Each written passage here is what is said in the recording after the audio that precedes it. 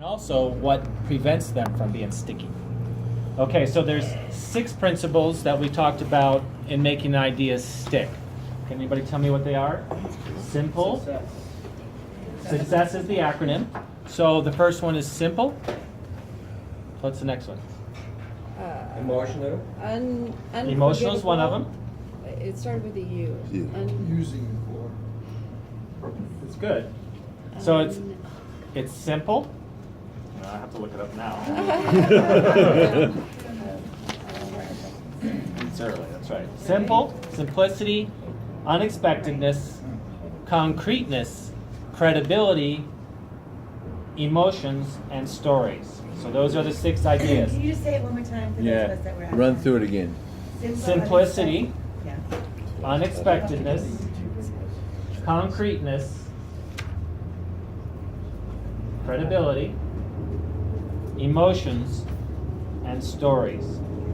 So we talked about the curse of knowledge is what oftentimes prevents us from getting our message across, because you know the information, the person that you're talking to doesn't have the information that you have. So you think that they know what you know, but they don't know what you know.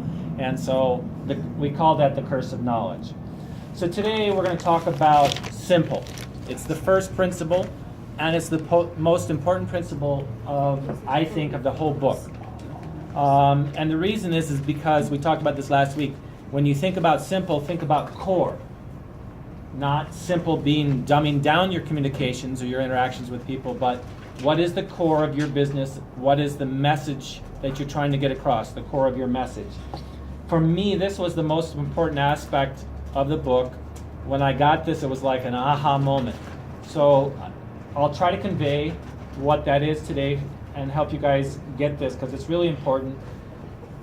The majority of the book, if I did nothing else, what you get today, simplicity, the core part of it, is the most important part.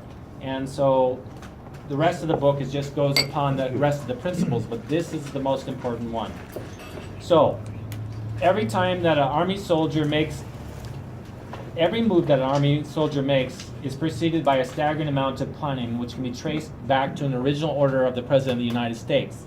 The President of the United States gives an order to the Joint Chiefs of Staffs. The Joint Chiefs of Staffs then take it and disseminate it and put it down to their general. They come up with a plan. The generals then go to the colonels, and the colonels then go down. And so it cascades. It goes downhill from that original order of the President. And the orders are quite specific. So if the President says we're going to go into this country, we're going to do this, we're going to do that, whatever that we're trying to do, each one of these guys, starting from the Joint Chiefs of Staff, has to do a lot of planning. And it's about moving munitions, it's how we're going to feed the troops, everything. And it has to go all the way down. So there's a lot of planning that takes place.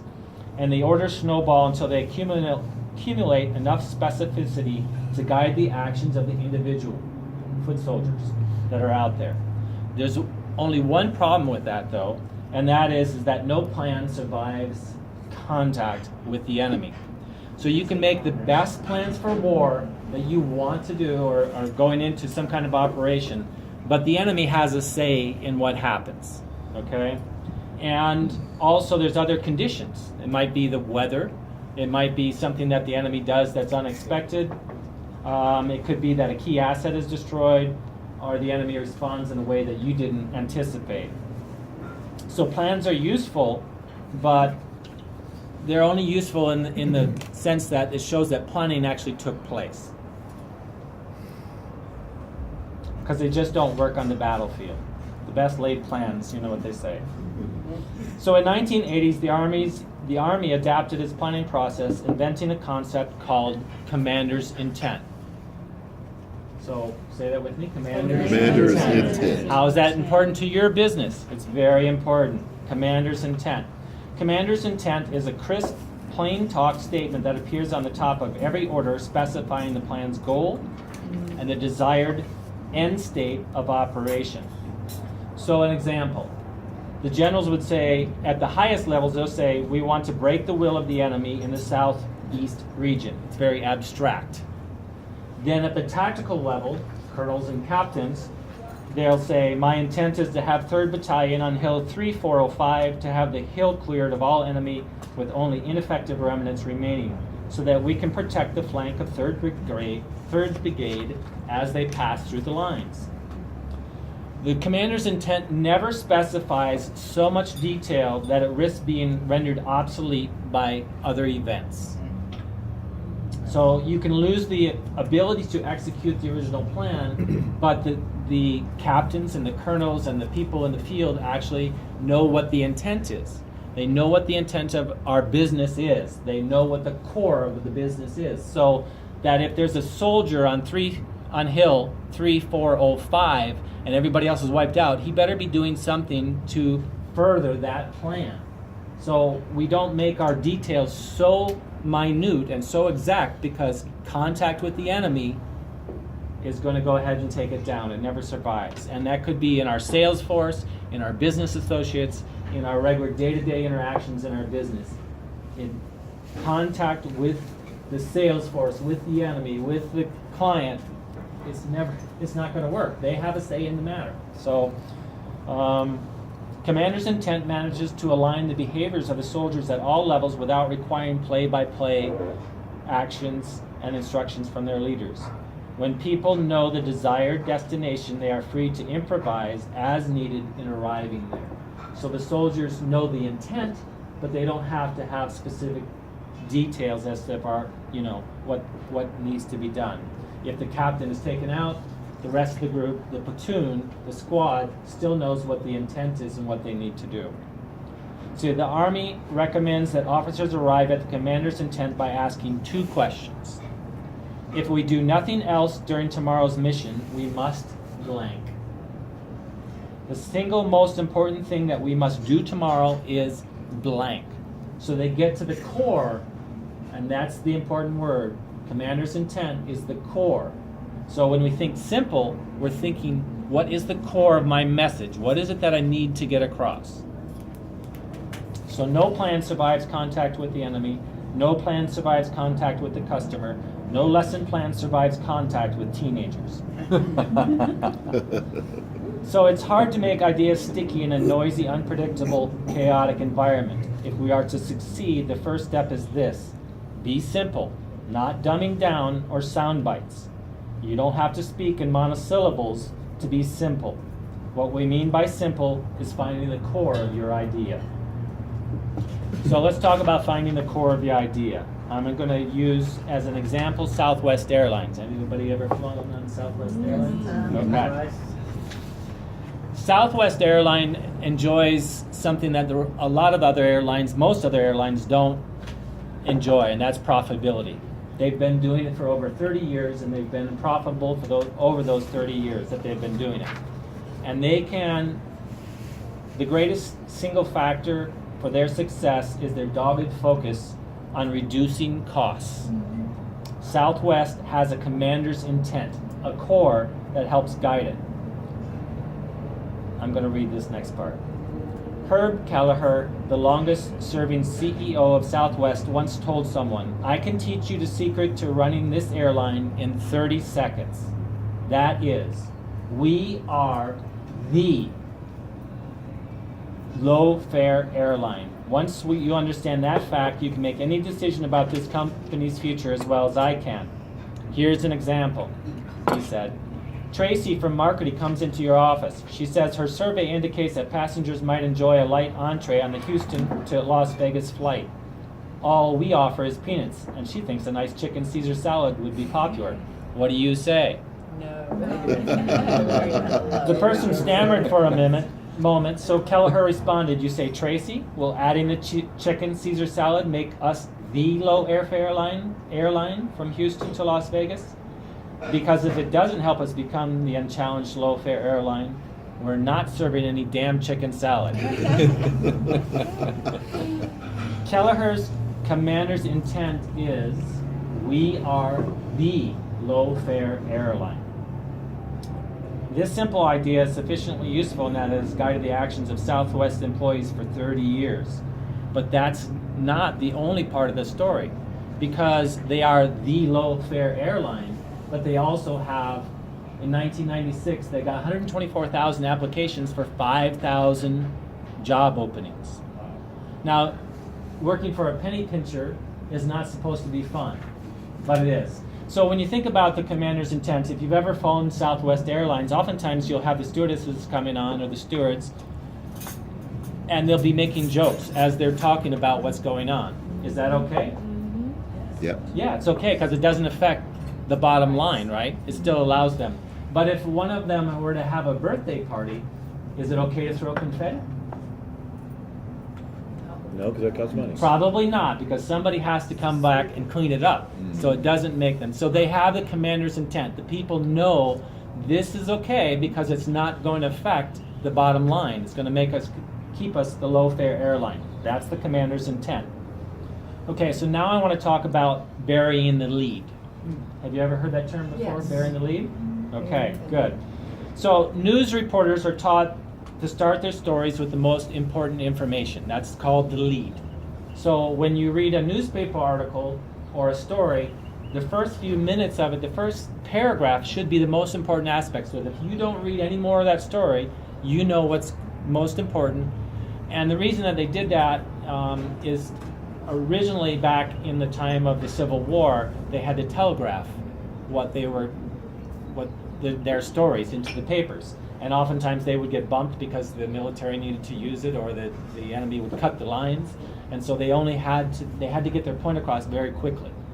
So if you look at a story, all the information, the importance of the information is in descending order. It's an inverted pyramid.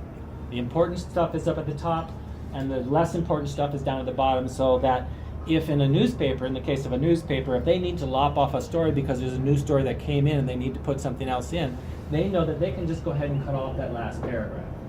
Okay? So it's an inverted pyramid. So they start with the core at the top. Journalists call this the inverted pyramid structure. The most important, widest part of the pyramid is at the top.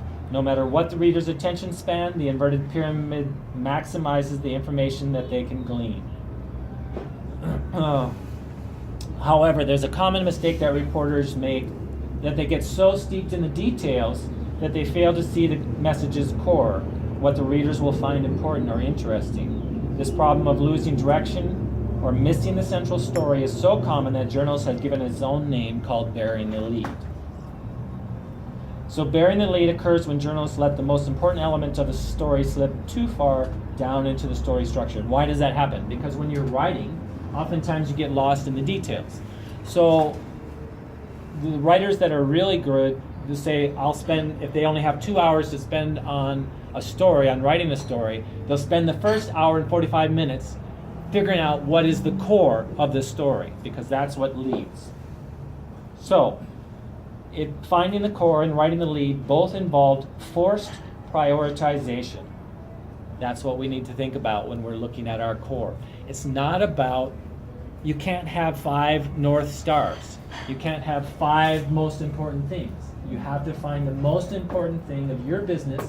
What is it that's most important, that's core about your business?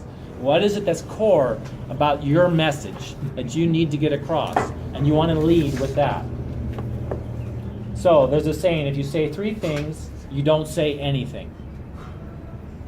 So they found in studies now that there's what's called decision paralysis. If you offer too many things to your clients and they're all good choices, then people don't choose anything at all because they don't know which one to choose. So it's oftentimes better to have fewer choices than it is to have more choices, because then people just have decision paralysis. Okay, so now I want to talk about schemas. Schemas are a psychological term, and our messages have to be compact because we can learn and only remember and retain so much information. Even in the information that I'm giving you and have been giving you, I said to you last week, 3 items. If you want your client to remember something, 3 items. Don't give them any more than that you want them to remember. So our messages have to be compact because we can learn and remember only so much information at once. So how do we convey lots of information? So I'm going to give you an exercise. And show you how we do it. So I'm going to go ahead and give you some letters, and I want you to try to remember. You can go ahead and don't write these down. Just go ahead and I'm going to read the letters to you, and I want you to retain them in your memory and then write them down. Okay? All right, say that just at the beginning. I'm going to read some letters to you. I want you to try to remember as many of them as you can, and then write down all the ones that you remember. Okay. Okay? Everybody ready? Yeah. If you can't write it down, if you're eating your breakfast, just try to remember as many as you can. J, F, K, B, I, N, A, T, O, U, P, S, N, A, S, You can stop there. A, Yeah. I, I think we're all done. R, S. Okay, so you don't need to write them down, but because you know where you stand. The average person is able to remember, on average, about 7 to 10 of those letters. Okay? Now, I'm going to give you the same letters. Spelled something. Right, and have them accent. I'm going to give you the same letters, but there's a twist this time. I've changed the sequence of the letters. All I've done is change the way, I haven't done anything but change the way that the letters are grouped. Okay? J, F, K, F, B, I, N, A, T, O, U, P, S, I, R, S. Now, I bet you were able to remember most of all those, right? The reason is because there's already part of your memory. If you think of John F. Kennedy, you think of the JFK, you think of the family, you think of him being a president, you think of him being assassinated. There's memories already in there. So when you're talking to people and you're trying to make your ideas sticky, you want to give them things that they can peg that memory on, that they can attach to that memory, okay? So in round 1, you're remembering raw data, but in round 2, you're remembering concepts. And that's important. When you're trying to make something sticky, you want people to remember concepts. Okay, so there's associations already associated with those words, and there's no heavy lifting involved because we already know the UPS, we already know the FBI, and we have associations with those already. So, flags. Those are I call them pegs, they call them flags. Things that people can stick to them, and that's how we get them to remember. So, how many people here know what a pomelo is? A palmetto? A pomelo. Pomelo. Okay. I know, 'cause it is a fruit. Okay, so a pomelo is the largest citrus fruit. The rind is very thick but soft and easy to peel away. The resulting fruit has a light yellow to coral pink flesh and can vary from juicy to slightly dry and from seductively sweet to tangy and tart. Based on this explanation, if you mixed pomelo juice half and half with orange juice, would it taste good? You might make a guess, but the answer is probably a little bit ambiguous. Let's move on to an alternative explanation. If I were to tell you a pomelo is basically a supersized grapefruit with a very thick and soft rind, and now you were to answer that question, you'd have a better idea because you already know what a grapefruit is. And so therefore you can go ahead and make the associations and say, yeah, it's probably good with orange juice because grapefruit juice is good with orange juice. They mix well. So schemas help us create complex core messages from simple materials. And I am ending this here in just a second, but I want to talk about generative analogies, Some analogies are so useful that they become platforms for novel thinking. The example would be a metaphor. Oftentimes, I'm sorry? Oh, okay. So let's talk about metaphors.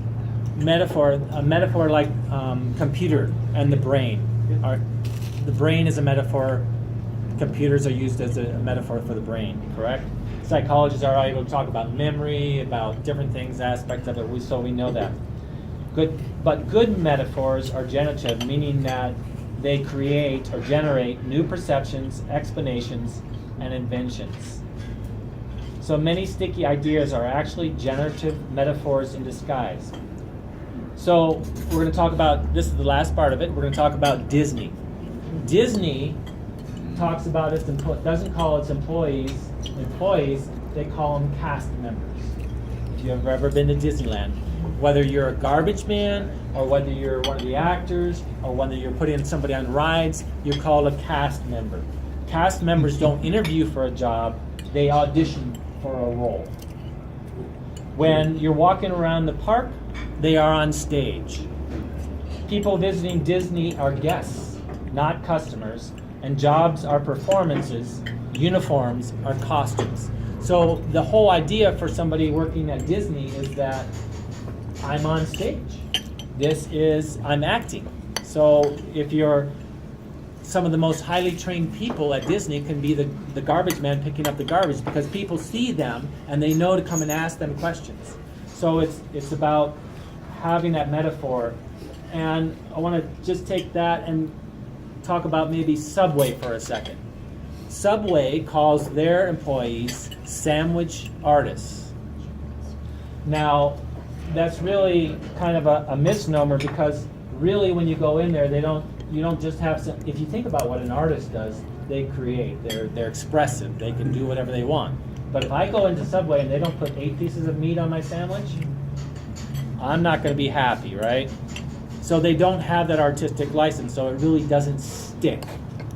So when you want to think about metaphors, they're immensely useful for somebody that's in Disneyland, knowing that I'm a cast member, as opposed to somebody that's a sandwich artist in Subway.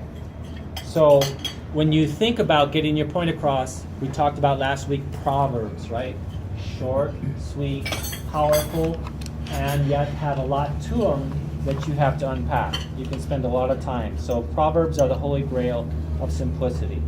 So I want to end just by saying that when you're trying to make your idea sticky, whether it's your business, whatever it is that you do, you need to find the core and express it in a compact idea. That's what you're aiming for. So that's it. I gave you the handout. Everything that I talked about is here in the handout so that you can go back over it. And next week is The test? the test, yes. Next week is week 4. And as Too I bad said, none of y'all are going to show up next week. as I said, the most important part of it is the core. And like I said, for myself, when I got that idea, I was like, oh, what is the core of my business? What is it that I'm trying to convey to people? And it surprised me, actually, what I came up with. And so I would encourage you to look at the core of your business. What is your core? What is it that makes your business? And then how do you express that in a way that people are going to be mindful of it, they're going to remember it, and it's going to be sticky. That's it. And I think that might be a great, Well done.